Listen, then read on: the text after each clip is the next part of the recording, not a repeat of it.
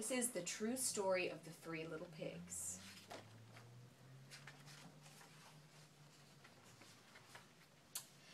Everybody knows the story of the Three Little Pigs, or at least they think they do. But I'll let you in on a little secret. Nobody knows the real story, because nobody has ever heard my side of the story. I'm the wolf, Alexander T. Wolf. You can call me Al. I don't know how this whole big bad wolf thing got started, but it's all wrong. Maybe it's because of our diet.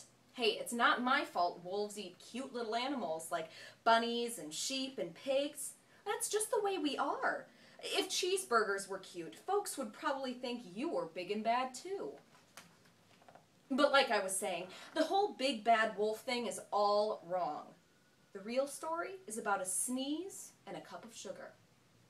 This is the real story. Way back in Once Upon a Time, I was making a birthday cake for my dear old granny. I had a terrible sneezing cold. I ran out of sugar. So I walked down the street to ask my neighbor for a cup of sugar. Now, this neighbor was a pig, and he wasn't too bright either. He had built his whole house out of straw. Can you believe it? I mean, who in his right mind would build a house of straw? So, of course, the minute I knocked on the door, it fell right in. I didn't want to just walk into someone else's house. So I called, little pig, are you in?" No answer. I was just about to go home without the cup of sugar for my dear old granny's birthday cake. That's when my nose started to itch. I felt a sneeze coming on. Well, I huffed, and I snuffed, and I sneezed a great sneeze.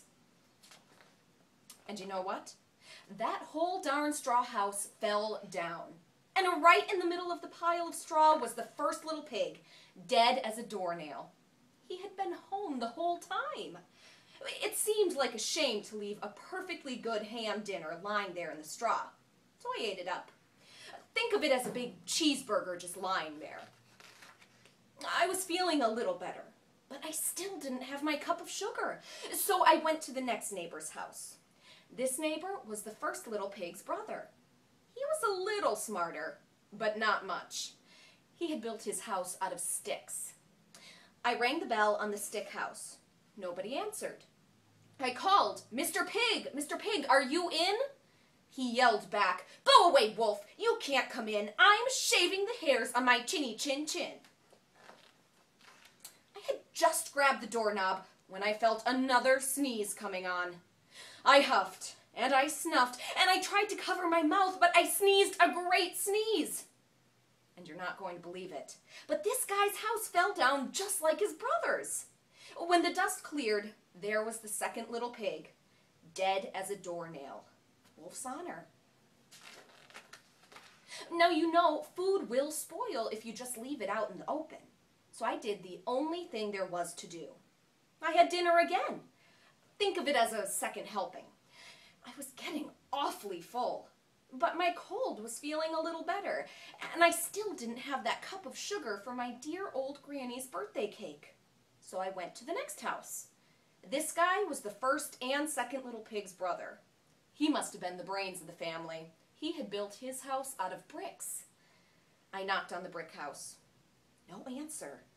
I called, Mr. Pig, are you in?" Do you know what that rude little porker answered? "Get out of here, wolf. Don't bother me again." Talk about impolite. He probably had a whole sack full of sugar, and he wouldn't give me even one little cup for my dear, sweet old granny's birthday cake. What a pig.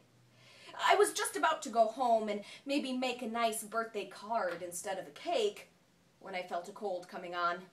I huffed, and I snuffed, and I sneezed once again. Then the third little pig yelled, "And your old granny can sit on a pin."